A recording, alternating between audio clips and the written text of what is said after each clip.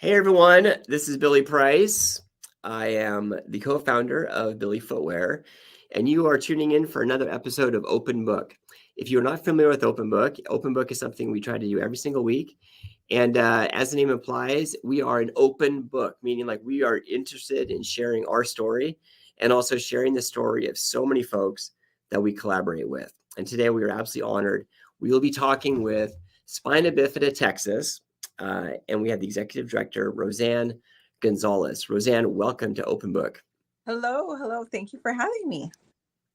So I, as I was saying, I really had to bite my lip when we first got connected right here because there's so many questions I have about what you guys are doing. But I think a great place for us to start, kick off the conversation, if you could just share with me and the others that are listening in a little bit about Spina Bifida Texas. So we started in 1977, and it was really like kind of a support group.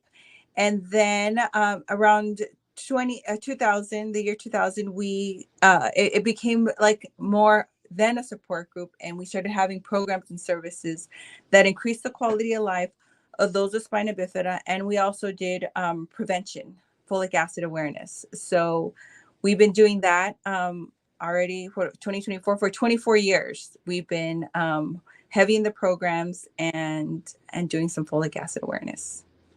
So how did you get involved? I started as a volunteer over 10 years ago. And my son, who was born in spina bifida, he was born in another city. So we didn't have the resources that they have here in San Antonio. At some point, me and his father moved to San Antonio. And then I went to college. I finished college. And after, I just started volunteering here. And a position opened up, and I kind of worked my way up from the bottom to where I am now.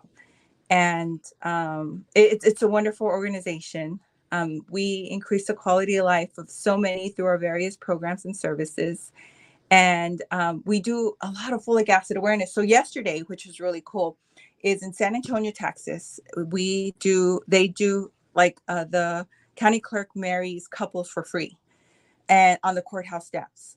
So what she does is like they have a midnight ceremony, 10 o'clock ceremony, 12 o'clock, and then a 2 p.m. ceremony. And what we do is we have little bags with folic acid awareness. Like right here is a pill bottle. I don't know if you could see. Oh, got it. Yep, no problem. And we give out vitamins. And as they get married, after they say I do, we run and we give all the brides bags of live, right? The phone's really ringing, but we give them bags. We give them bags of folic acid, multivitamins that have folic acid, and like pill bottles, a mirror that reminds them to take folic acid, and cool things. So that way, as they go on to the new journey to have children, they're aware that they must take folic acid prior to pregnancy in order to folic acid reduces a woman's risk of having a child with a neurotube defect like spina bifida by up to 70%. So yes, so we do that. And then we also have like a fashion show, but I don't know, I'm going way above. So well, I'm excited you asked about the fashion show, and I'm going to ask you about that in just a moment. But first off, I want to ask you, what's the reach? I mean, you're mentioning San Antonio. How far are people coming from to come to the events? So our events are, because our name is Spina Bifida Texas, as long as you have spina bifida, you can come to our events. So we have people that come from Dallas, from Houston, from El Paso, Texas, for all of our events. But our focus is really Central and South Texas.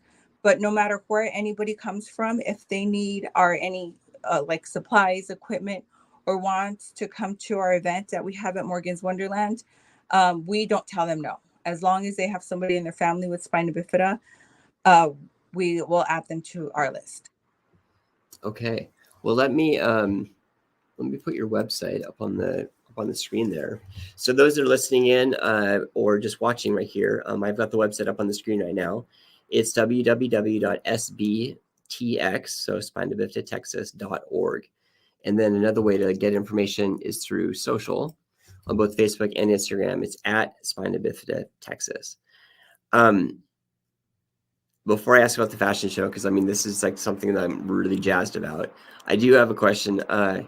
When did you get referred to Spina Bifida Texas, or were you able to find it on your own? Like way back when you volunteered? So when I was getting my master's degree, I was talking to one of the like career counselors at school, because my master's degree was following both my bachelor's, and the beginning of my master's was in biology. And as I was talking to them, they're like, why are you why would you focus on stopping spina bifida when you can just help people with spina bifida? Your son has spina bifida. Like, why don't, like, I encourage you just to find a local organization that has people with disabilities. And it started something in my head, and I'm like, that's what I needed to do. So so then I shifted it to like program planning, because that's what we do, is we plan programs and increase the quality of life. And so I forgot what your question was. Well, it's more how you got, like how you found out about it. Yes. So so the career counselor told me to look it up, and then we were looking it up, and we found that there was a local organization, and then like it was like 10 minutes from my house. So then I signed up to be their volunteer, and then I got called, I want to say like a couple weeks later, to start volunteering. And once we did Folic Acid Awareness, which was my first event. And to me, that was my jam, because I understood folic acid.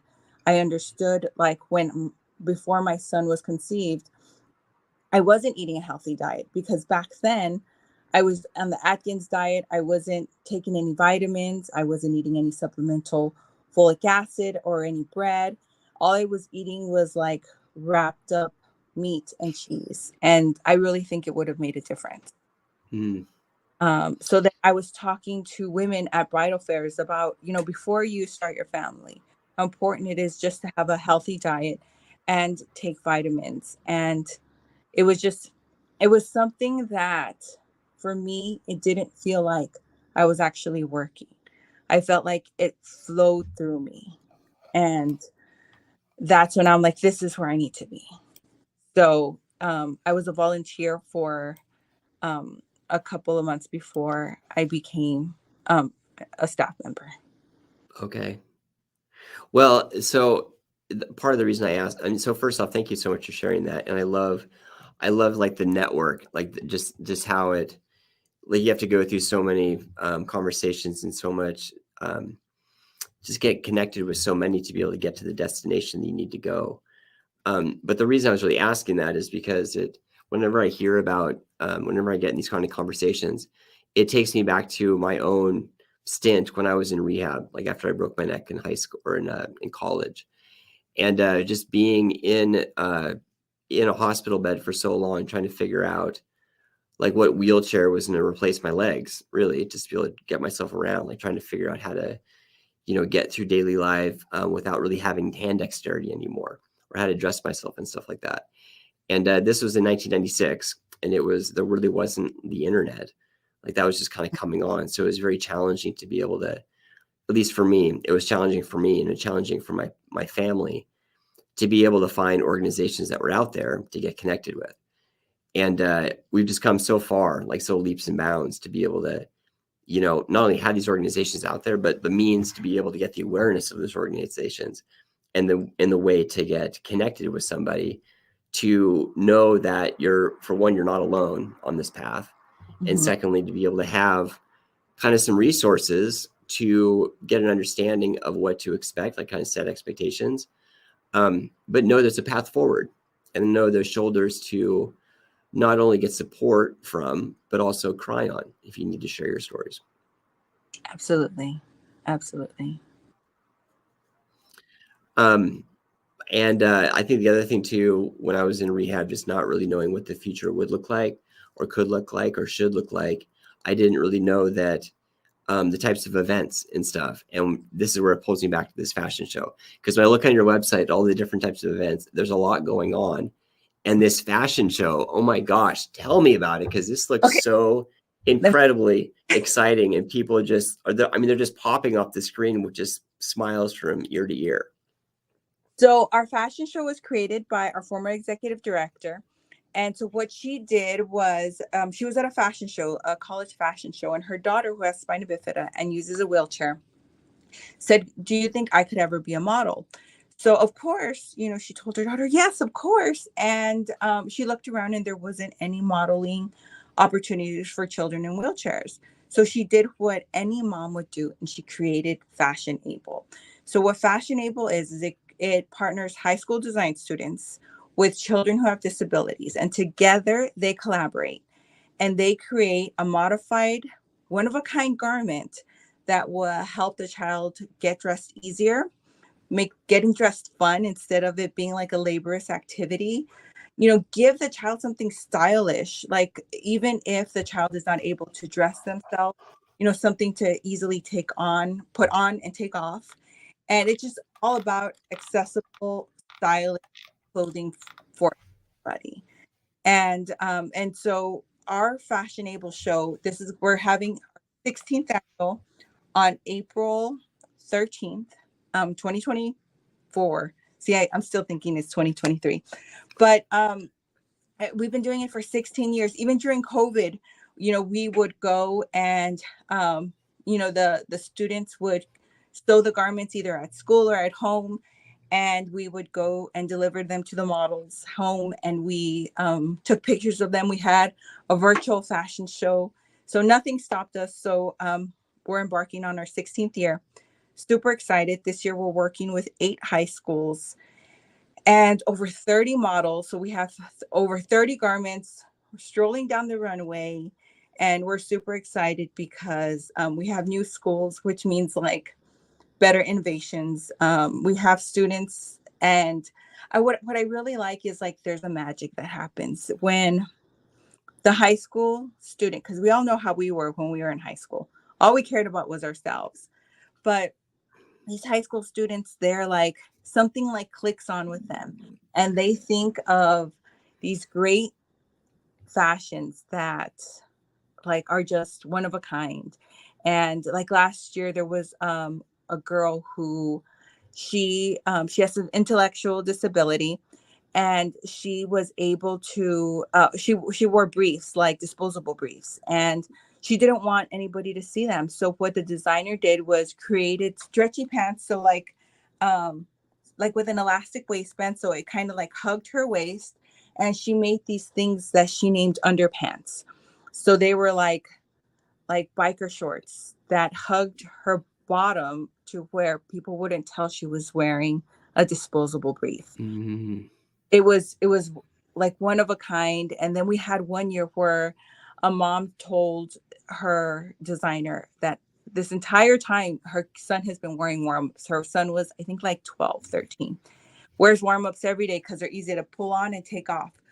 And she would love her child to wear jeans. So what the designer did was created overalls, but instead of like them being pulled on and off like the conventional way, she did snaps on the bottom like they do for toys. So in order to change him, they wouldn't have to completely undress him. And it's like stuff that it's just amazing. It's life changing. The models' lives are changed because they have a really cool garment that fits them, something that they want, that fits their body type. Like if some people have issues with fine motor skills, they can't use buttons. Oh well, you know what? Our designers are really good at putting Velcro on shirts, so then they're easy to take on, take off, put on, and take off. And it's really really cool. So we're collaborating with 8 schools, and we're going to have this really great fashion show. Wow. So, I mean, there's so many things you mentioned that I just absolutely adore. I mean, first off, working with so many schools like that, and I love that you called out like when you and I were in high school, like when that age. Yeah, it was. I mean, we had our friends, but it was just like it was our friends and then ourselves, and that was kind of our little bubble.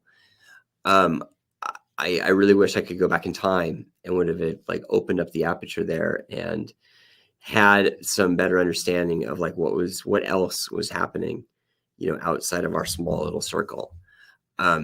Because what it does is it's community. It's absolute amazing community. It's give back. It's adding value. It's a sense of belonging, and it is 100% rooted in inclusion, which is just I absolutely love. I'm also really intrigued by. I would imagine like some of these garments get created, and I don't know. I mean, I would imagine there's been a number of garments, just like the ones you described, that could very well have a place in more of like the mainstream, but it might just be like this one-off unique thing that just happens right then and there. And so I'm curious, do any of those garments get run up the flagpole of like introduced to other, fashion type corporations to be able to potentially put that in their line? We don't have a flagpole, so if you have a flagpole you can direct us to, I will gladly run up any flagpole, because like some of these garments are just breathtaking, completely breathtaking. They have modifications that like I would never have dreamed of. And I've been doing this, for over 10 years. And it's like every year there's at least like 2 or 3 garments that I'm in awe of. This one little girl, the mom was saying how they go to fancy like dances, and every time she would have to access her feeding tube, she'd have to lift up her dress, and it's just like not the venue to be lifting up a little girl's dress. So what the designer did last year was she created her dress, and then she had like this little flower, and it looked like a regular little flower, but under the flower was like a little pocket where, yes, the mom was able to access her feeding tube, which was beautiful, because like she's like, you don't know how many times that I was kind of like, do I feed her off in a corner? What can I do? So it was beautiful. And that garment ended up winning like best modification in 2023. So I love the magic that happens, and it's just a beautiful, life-changing show. And so, yes, if you have any flagpole that maybe I can send the finalist of the modifications to, I will gladly like do anything, because I think some of these designers, we do have prizes for the designers. We have scholarships, but sometimes I think like, oh my gosh, that's genius. You deserve more than a scholarship. Right. Well, I mean, so this is the joys of like having these open books. These open books, you get you connected to lots of folks, and I can think of a few people that have been on open book before that I would love to introduce you to, and it may be someone in similar space that have been able to come up with some sort of a garment that has worked for them, or worked for someone in their family, or worked for someone else they made it for, that they've turned it into a kind of a side business to be able to produce these things, to be able to get them out to folks that need it. So yeah, so I look forward to we'll go a little bit further like offline after this. So Perfect. So Rosanne, I want to be respectful of your time, because I mean, it's just like what you guys are doing is really incredible. I had the sense of this was something that started small, and then it just kept getting bigger and bigger and bigger. I mean, just like the fashion show here just seems to be a testament of starting with maybe one school, and now you have 8 schools, and then just like 30 models, and I'm sure the venue gets bigger. Just what, like, big goals, like as you look forward, just seeing the growth that Spina Bifida Texas has had so far. What do you see in the future? What are the goals? I would like, I don't know, like we have like general goals, but I do think that like if everybody knew who we were, that way, because we also have a lending closet where we house donated medical supplies and equipment, and we hold them until somebody in need, needs them. And like during COVID, when people lost their insurance, we supplied catheters, diapers, bed pads, wheelchairs, people who were waiting to get their wheelchair, and then their parents lost their job. We have wheelchairs. So I would like, more people to know that exists, and so we can help more people. I would like just more people to know who we are, because everything, like, although our name is Spina Bifida Texas, we help more. We do, it's like Spina Bifida Texas and more. We will help anybody from New Mexico. Like we just recently, even though Central and South Texas is our area, we just recently sent a wheelchair to El Paso, Texas. And then that person lent it to somebody in New Mexico. And we just barely got it back last week. So I would just like to reach more people.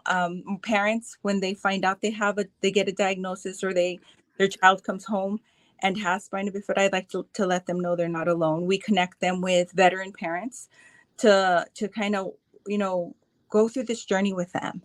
And we have just several programs, services. We have an event. We have a conference. We have family events. Like we have one during Christmas. We have one in the summer. So I would like more people to know that we exist. That way they can come. All of our programs and services are completely free. So that's what I just want everybody to know who we are, so we can. Well, let's share the information again. So everyone out there listening, again, check out Spina Bifida Texas. So online, the website is SBTX.org for Spina Bifida Texas, SBTX.org. And then on social, it's at Spina Bifida Texas for both Instagram and Facebook. Wow, Rosanne, keep doing what you're doing. And I am super jazzed to try to connect you with some other folks. And I'm also super jazzed to see the results of that fashion show, because that thing looks just absolutely amazing. Everyone else out there, this is another episode of Open Book. We will have another one again real soon. So until then, take care.